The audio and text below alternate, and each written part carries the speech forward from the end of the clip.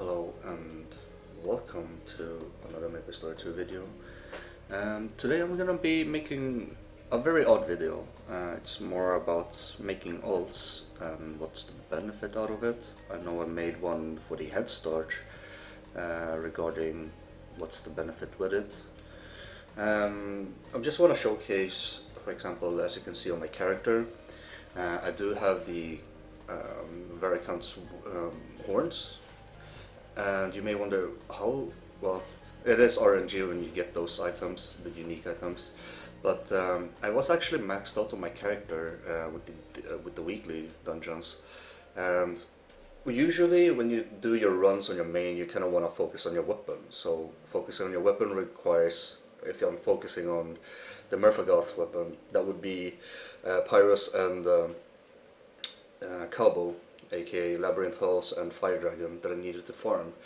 So my tips here is to, when you play with your main, if you have a main and you're planning on making ults, I would say do all your runs for the weapon only, because you're gonna need that weapon to be upgraded to plus 13 or whatnot, to be prepared for the Chaos Raid in November, which is coming soon. So doing all those runs, 30 runs on your main character, if you do have ults, if you do have access to level 50 or to level for the hard dungeons, you can actually do your runs, especially if you're playing as a priest, because there's a lot of people that requires having a priest in the party. You can get easy run or easy parties if you're playing with a priest. That's one of the recommendations. If it's not your playstyle, then don't play a priest. I mean, I got my knight, I got my priest up to 50. I also got them hard adventure, or enough gear score to enter hard adventure dungeons. You might gonna need some few runs to gear them up, which is fine. But the remaining like 20 runs that I had, I went for Lubelisk. So as we all know, with the list that I have, Varrekant Horns and Varrekant Wings are usually one of those unique items that you kind of want to focus on if you don't have the purple items or RNG to roll bonus stats. So doing it with my ult runs on Lubelisk or Temple of Immortal, aka Balrog, it actually boosts me or helps out my main character if I do happen to get the items, and then I'll just transfer it to my main character. So that's one of the tricks that I would like to share. If you do plan on playing with ults, obviously you should prioritize over your main first. So if you do have ults, feel free to level up your character and then gear them up to plus 10 maybe, so you don't feel like you're dragging down with the DPS. But once you have plus 10, it really doesn't matter at this point when you need to spam all the weapons on your weapon, because you need duplicates. But what you could do is, you can just now, from this point when you have plus 10 on your weapons and such, you could dismantle the items and send those chaos crystals and regular onyx crystals to your main. But it does benefit you if you're doing other dungeons, because we all know that people are looking for knights to make it easier for Balrog.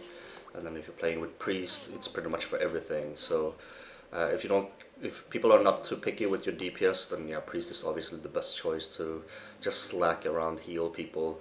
Just make sure you don't die too often, because I died a couple of times because I was low geared. But once you got the gear or armor, you could do Lubelisk, for example, and farm Varrekant Horns and Varrekant Wings for your main character. So it becomes more of the also one of the Mesos maker, because if you do want to farm Varrekant Horns and Varrekant Wings or Balrog Wings, you are gonna make a lot of money. So having characters, especially priest, I guess, you can also go with ranged DPS, because that's also recommended.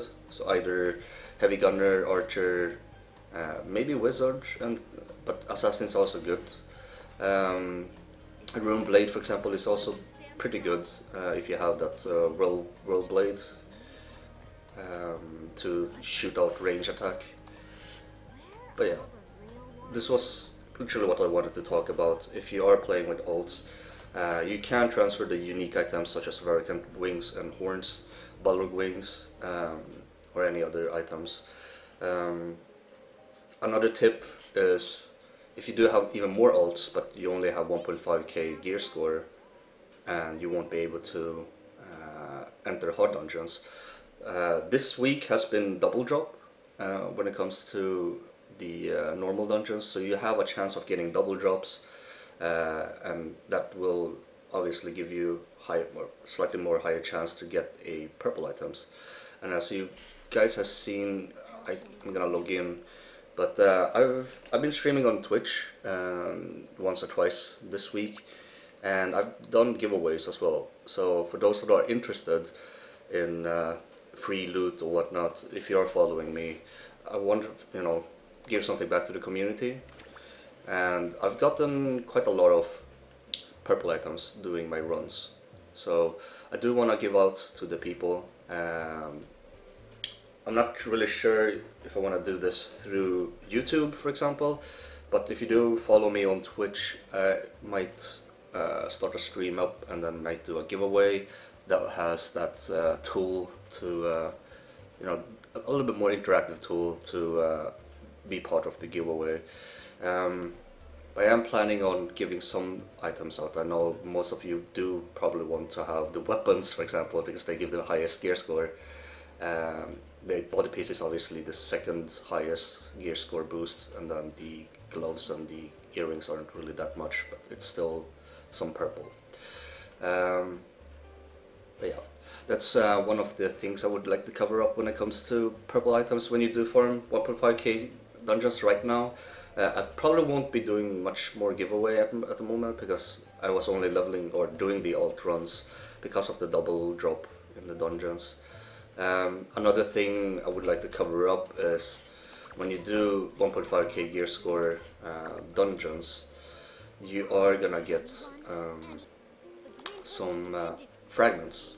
So when you get fragments, it's gonna cost 10k to open up when you have 16 fragments of earrings or belts or cape or whatever you're farming. Let's see if I have any. So you will notice you will get a lot of these savage earrings and whatever necklace or cape or whatever. You unlock them for 10k each, and once you do that, you're gonna get accessories. So with the accessories, you're gonna get these pretty good stats. Even though it's not purple, you are getting some pretty good stats for your character. If you do get like a maxed out piercing or damage to boss earring, for example, before you equip it, you can actually bank it, as I've done over here. You can bank it. So for example, over here I got an earring that's piercing, damage to boss. It's 1.3%. It's not the highest, but it's still something. It's pretty good. So if you can bank it, and then you can transfer it over to one of your characters that you need some better stats, and equip it.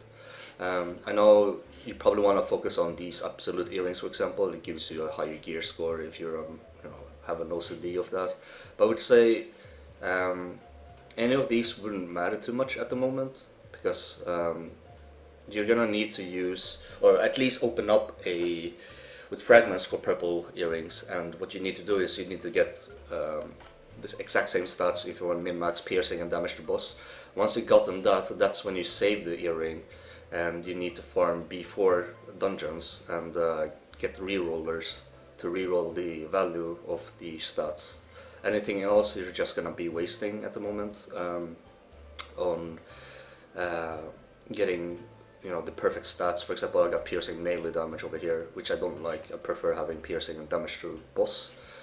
So it's gonna take some time. So if you're not getting the perfect earring, equip one of these blue earrings, because they're giving you better stats for now. Gear score shouldn't matter too much unless you're joining a party, but I think that it will cover up if you upgrade your weapon that's purple, and then chest piece and body piece. Body piece and bottom piece geared up, or maybe the hat piece enchanted as well. But a good way, if you're planning on playing with alts, is obviously having access to dungeons that you usually wouldn't be doing on your main character, and you would usually just you know, spam those 30 dungeons in hard dungeons that you really need for your character, such as the weapons. So if you have alts, you can make alts for accessories in 1.5k dungeons, or get purple items to get money to sell or to use. You can also get an alt up to hard dungeons and then farm other dungeons that you usually won't do, and you'll get some, you know, Varrekant wings, horns, or Balrog wings, or Nutaman's necklace or whatnot, or earrings. So yeah, it has some values of having alts. I know if you're not interested in that and you only want to play with one character, that's fine. Just prioritize on what you need, and don't burn yourself out spamming, you know, spamming the same dungeons, because you are gonna get bored after a while farming it.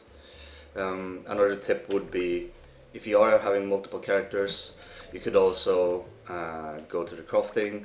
If you are planning on leveling each character with the gathering and crafting, you could craft multiple of these savagery accessory boxes. So earring, cape, belt. Once you have them high enough in the crafting in each character, you can craft and make money out of that as well, by selling them or opening them up and seeing if you can get a better accessory. And for last thing, if you are planning on playing alts and you're planning on playing with the same character, for example, or a class, you could go for Dark Descent, because you're more familiar with your class, to climb up and practice a little bit more, because you can only have three runs per week per character. So if you do want to try out Dark Descent and practice a bit, it's gonna require you, if you want to get to higher ranking or higher waves, you're gonna need to gear up your character as well. So if you do plan on making 1 or 2 extra alts, that's one option for you to do. And another thing, or I know I said that was the last thing, but another thing would be, if you are analyzing keys, I'm not sure if I have any, no. So if I do find keys on the open world map, I can analyze them. The analyzing does go up in price every time you analyze, so it starts off from 100k, and then it goes up to 300k, and then it's 500k, so it goes up by 200k every time. What you could do with each alt is that you analyze once or twice per character, so it's going to cost you 100k on each character, and then if you analyze again on each character, it's going to be 300k on each character. And that way you can sort of open up a lot of keys without spending too much money, and after doing that you might have a higher chance of getting a B4 key. So B4 key, I'm not sure if these items are tradable. Let's see. Bind on loot, okay, you know, so it locks on your character, but it does help out if you're planning on playing with your friends, for example. You are gonna help them out getting their reroller scrolls. But if it's not on your main, then yeah, it kinda sucks, so don't bother with that. But if you do want to be kind and helpful for your guildmates and whatnot, because everyone usually just, you know, ask for each other, do you need B4 runs, because we are gonna need 4 people to do this. So helping each other out, if you have alts, that's really nice of you to share your B4 keys, and it's easier for you to unlock or open up more keys or identify more keys. But yeah, I'm gonna make this video quite short now. I don't want to turn it into a 30 minutes of me talking and not doing much. I hope this was a little bit more helpful for you guys to realize that alt runs are having some benefits when you do some things. If you're not planning on doing that, you can play casually, you can have your 30 dungeon runs and, you know, enjoy the game and don't stress yourself. But I figured if you need some extra items, if you're curious about why or how I even got certain items while focusing on my weapon, it's because of alts. So having alts is helpful for you to farm other items while your main goes for the weapon upgrades only. But yeah, thank you very much for watching, and I'll see you guys in the next video.